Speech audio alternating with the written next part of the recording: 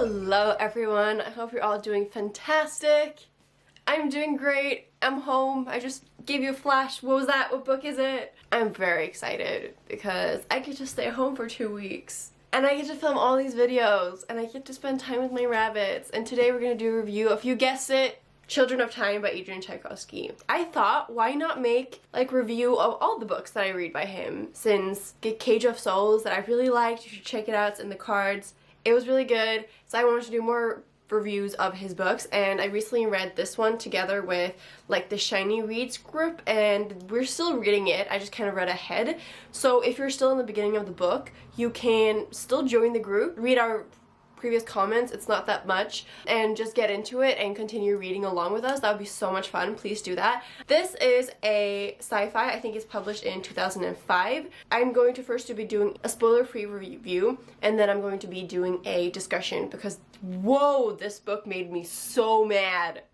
So many feelings, okay? This book is about this fleet that kind of goes out to all these new planets or out in the universe to create new life. Some they have created so humans can settle, and some they have created to make an experiment. And this experiment is that they're gonna put monkeys on this planet, and the main scientist who's in charge of this is called Avrana, I think Avrana Kern. I'll just refer to her as Kern. They want to put these monkeys on this earth, and they want to infect them with this virus that basically makes them evolve and evolution go faster, so they become sentient and more human-like quicker. That is their goal. Something happens. The fleet crashes, and Kern is the only one that is incubated and survives.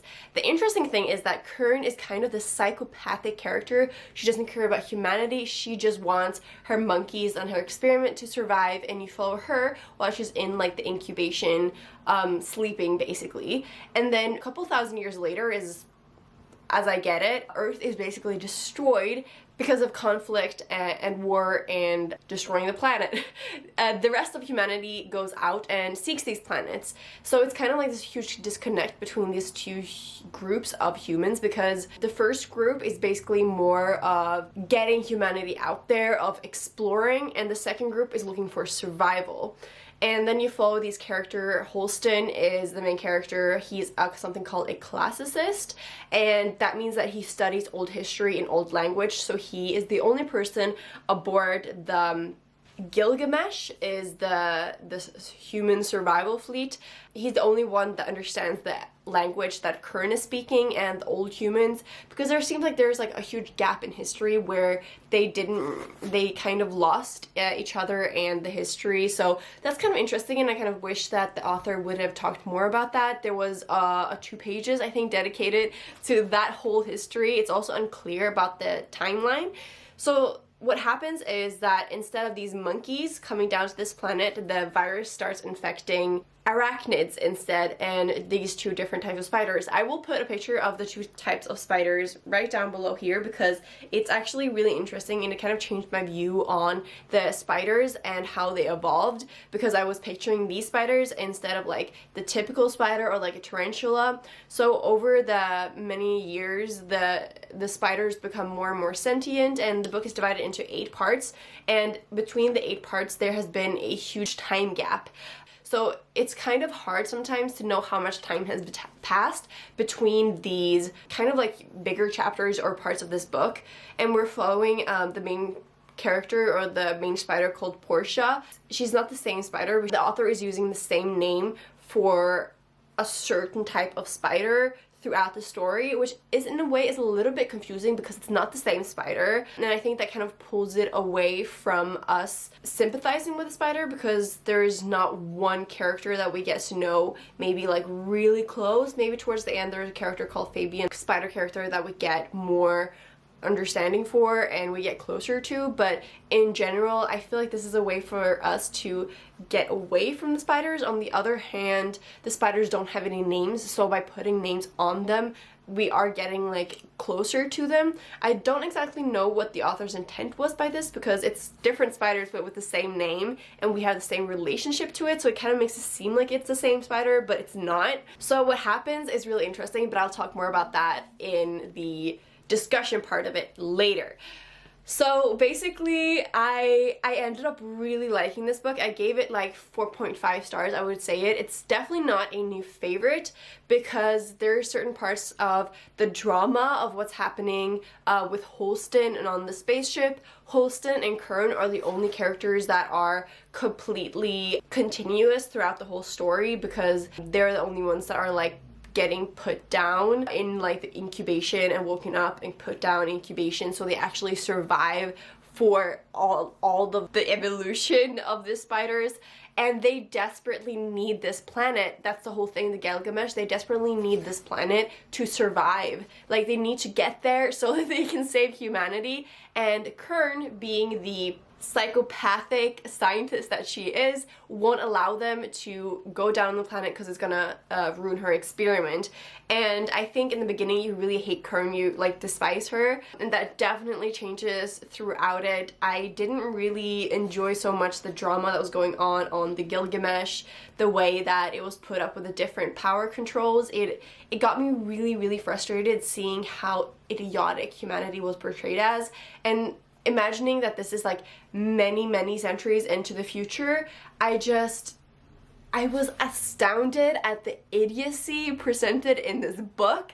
Like, I can't imagine, and I don't want to believe, maybe it's really just denial, that humanity is gonna be that dumb going on in the future. Like, I hope we learned something, and I really hope that we don't lose touch with our history, and I don't think we will lose touch with our history because we're so obsessed with what was, and I don't think that's going to change for the future, even if we leave. All in all, for the spoiler-free part of this video, I definitely would recommend reading this because it poses a lot of interesting questions. It has a lot of like reference to other types of sci-fi literature. It seems like there's a lot of underlying messages and things you can learn from this and take from this and think about when you're reading this book. It really was like an impactful book, and even though it kind of lost me at part with the writing, like I didn't know if I was supposed to be confused, and the time lapses and all that, I think it's also because the characters in the story, they're also unsure about the time lapses, so it's actually part of the whole like disorientation. But all in all, I would definitely recommend this book. It's so interesting, and it definitely made me like another relationship to spiders. There's a spiders in the corner there, and there's a spider in my toilet. I named him Bob, but he's gone now, so I wonder if it's the same spider or if Bob died. But I just left him. He was just there, and I could continue my life, and I definitely have a different relationship to it. Highly recommend. It was really fun. It's definitely actually something that shocked me when I heard like sentient spiders in space. Ooh, I was like, okay, this is gonna be an action-packed book, but it's much more like reflective and quiet. The actual contact, maybe this is a little bit of a spoiler, the actual contact between the humans and the spiders doesn't happen until the very end of the book. So the book is basically comprised of this waiting, this drama between Kern, what is happening to her, like being incubated for so long, and the fleet and all the drama going on in the Gilgamesh, the spiders and how they're evolving. So that is what the book is comprised of, and at the end is when you get actual confrontation, and it's so satisfying. Really good ending, so satisfying. Yeah, so 4.5 stars. I think if it wasn't for the confusion, I would definitely give it 5 stars. Highly recommend. So now for the spoiler part of this. For those of you who read it, I hope there's a chunk of you that have, because it's gonna be a really fun discussion. Kern, such an interesting character. From the start, I was like, oh my god, I love following this like psychopathic, almost like inhuman character. She doesn't even give a shit about humanity. She's just like, I want my monkeys to survive, and I think for a long time she's in denial about the fact that her experiment is actually not monkeys but spiders, because she receives this picture of the spider, but she kind of suppresses it because she's asleep all the time, and the impression that I got is that part of her brain has been absorbed into the computer, that's Eliza, but she is still asleep. I definitely thought the ending where she was kind of absorbed into the sentience of the ants was a little bit out there, and the story could have kind of gone without that.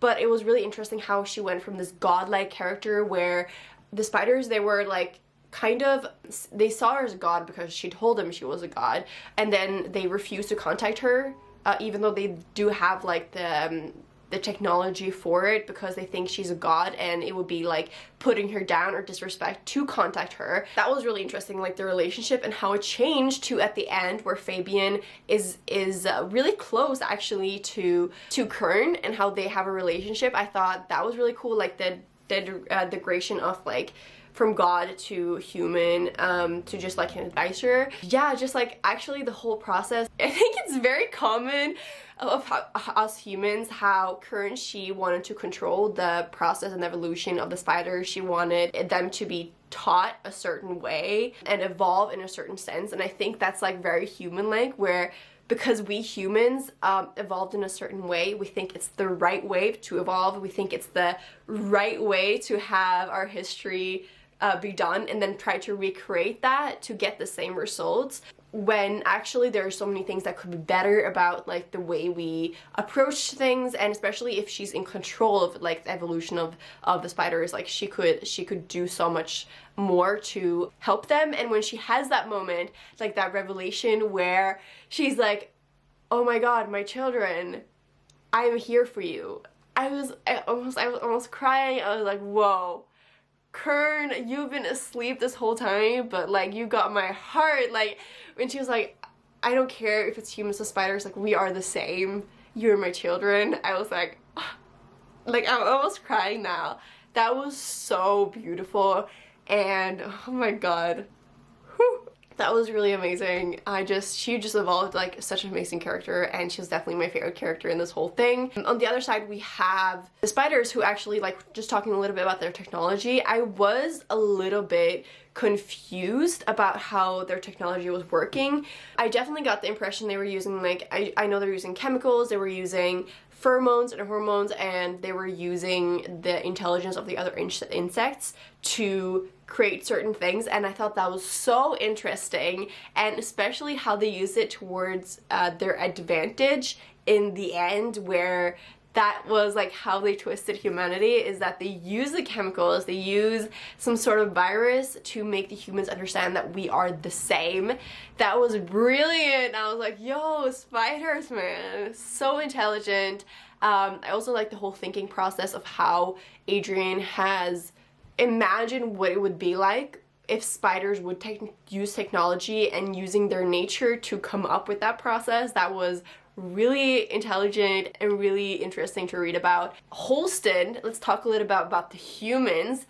I wasn't a huge fan of what was happening there. I wasn't disinterested by reading those parts, but all in all, I found Holston an interesting character to follow, but he was getting manipulated so much. He was obviously like the most clear thinking person there. I felt like he was definitely the most relatable. I felt like he had what humanity would have needed in that situation. He could have been more reasonable and spoken his mind. Like, he was so trampled over throughout this whole book, and I wish that he would have spoken up. I wish he would have been heard, because I think he had so many good things to contribute to. I definitely wasn't a whole fan of like the whole, they were sleeping, they were waking up, and I thought the whole, maybe at the end, how they were like giving birth to new humans, and that they were calling them the tribe. That was a little bit unnecessary and actually weird, because it wasn't explained enough. And I also got the impression that Lane and Holston had a baby, and I didn't catch that at all, and I don't see them together whatsoever. So I think the relationship in general can definitely have been worked out more throughout this book. And I was so mad at humanity at the end. Isn't it so typical of humans to see something they don't understand and just shoot at it? I mean, oh my god. Oh my god. It's like, haven't we learned by now that just because they look different or we don't know enough information, we cannot just attack? It's like, idiots. That part got me so angry and I had to like stop reading. Okay, so this is what I wrote because I read stuff, like I just wrote it straight away, and I think this is definitely like a good way of saying it. I can't believe that the humans' intention of going down to Kern's world, it was like the new planet with the spiders, is to destroy the spiders straight off. There was not even a thought of cohabiting with them or diplomacy. Like, it doesn't even cross their mind. Like, it's not even discussed. And I was like, what? You have no idea what you're dealing with. But that sort of like attitude is exactly what made them have to leave Earth in the first place. It's like they haven't learned. This is why humanity has a problem. Like, they're not learning and then they just continue to make the same mistakes. Oh yeah, I also wrote, if anyone is to die, it's obviously human species. They can't do anything right. Ugh. That's what I wrote. That's so funny. I'm so funny. And then I also wrote at the end of part 7, the whole fighting really made me so upset because it's so typical of humans to underestimate and degrade another species just because they have a different way of operating and it's not just their way. And I think that's definitely seen throughout the story, definitely like how Kern has tried to control the evolution of the spiders, then how humanity thinks that something different can't possibly be better, because they operate from a completely new and unique plane of science. Just because it's not like humans, it has to be Stone Age level.